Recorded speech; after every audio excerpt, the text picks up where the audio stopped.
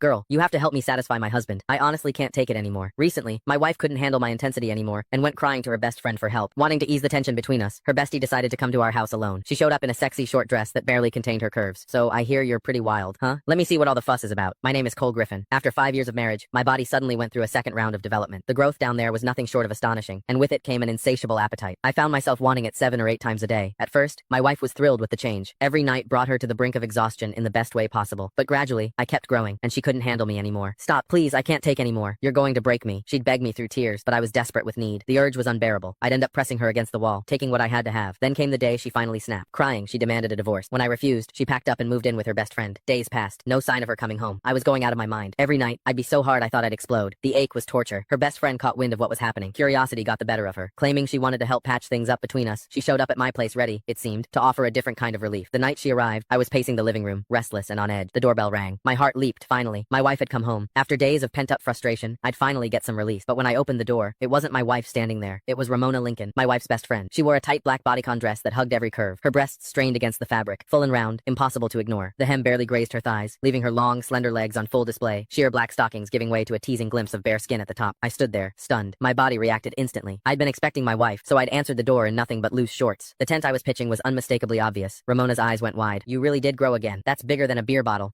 Truth was, Ramona was a woman with unmet needs herself. She was beautiful. Anyone could see that. But she'd married a rich old man. According to my wife, he'd burned through his prime too hard and too fast. Now his body had given out, and he couldn't satisfy her at all. These days, she apparently spent good money on male escorts to fill the void. I motioned her inside. She settled onto the couch, crossing her legs slowly, showing off those red-bottom heels, making damn sure I noticed. So what brings you here, Ramona? I asked, grabbing a glass of water and handing it to her. Where's Rachel? She took a sip, then fixed me with a look. You're the reason. You're like a bull on steroids. Rachel's too scared to come home. I'm here to talk some sense into you. You can't keep going at her like that. She's delicate, for God's sake. No woman could handle a brute like you going full force. As she spoke, her chest rose and fell with each word. Those two magnificent breasts moved hypnotically beneath the thin fabric bigger than my wife's, fuller, and I couldn't tear my eyes away. My pulse hammered in my ears. God, I wanted to touch them. I sighed, settling into the chair across from her. It's not that I'm trying to be rough. It's this second development I can't control it. The urge hits me like a freight train. If I don't, at least once a day, the ache is unbearable. Ramona's eyes sparkled with curiosity.